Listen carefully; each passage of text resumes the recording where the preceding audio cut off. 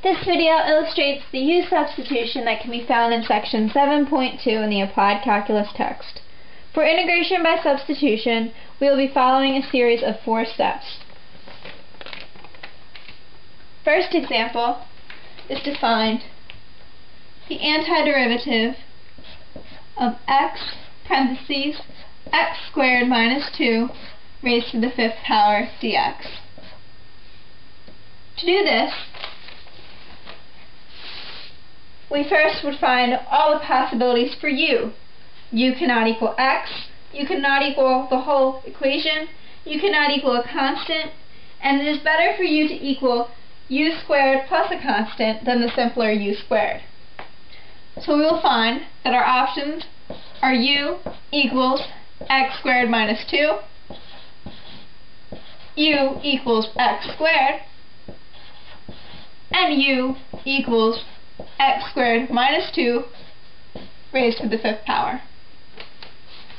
We're going to work with x squared minus 2, so u equals x squared minus 2, and our next step will be to find the derivative of u, so du over dx equals 2x, which we would use the power rule to get that. The next step is to make dx equal to du over the derivative of u. Dx equals du over 2x. The antiderivative of x times u to the 5th times du over 2x is then our equation. We substitute in u, x squared minus 2, for this, and du over 2x. We can cancel our x's and get the antiderivative u to the 5th times du over 2. That would turn into x to the 5th over 2 dx. When we change these u's back to x's and simplify. We then use the power rule, where k is equal to 1/2 and p is equal to 5, to get 1/2 times u 5 plus 1 raised to the 5, which would bring us 1/2 times u raised to 5 plus 1 over 5 plus 1, plus c for constant. We would take that to 1/2 u to the 6th over 6 plus c. Substitute in x for u, 1/2 x to the 6th over 6 plus c, and then get our final answer as 1 over 12 parentheses x squared minus 2 raised to the 6th plus c. This is our answer.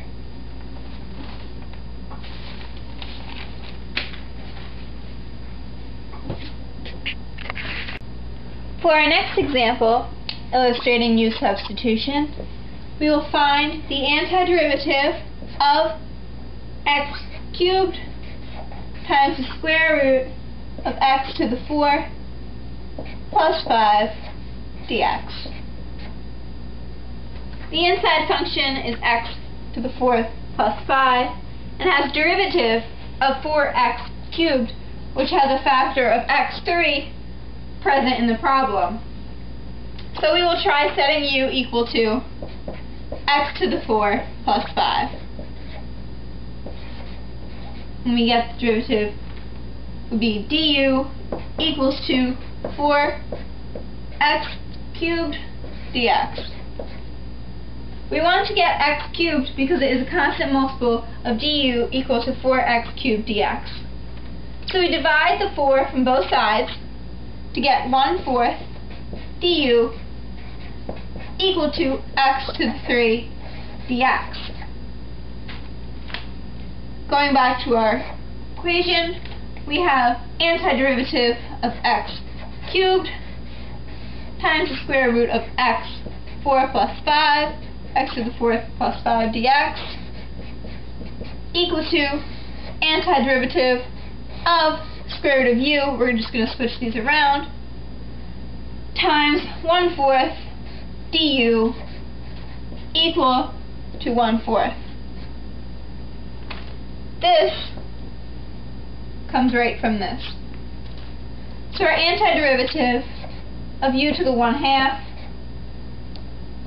because u, the cubed root, or the square root of u, is equivalent to u raised to the 1/2 power, du equal to 1/4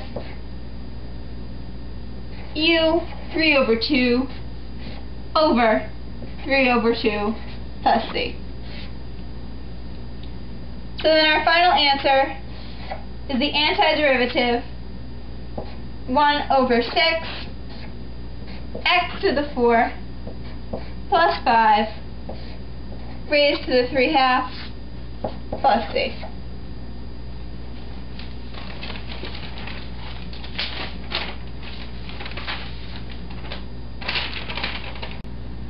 The final example for U-substitution,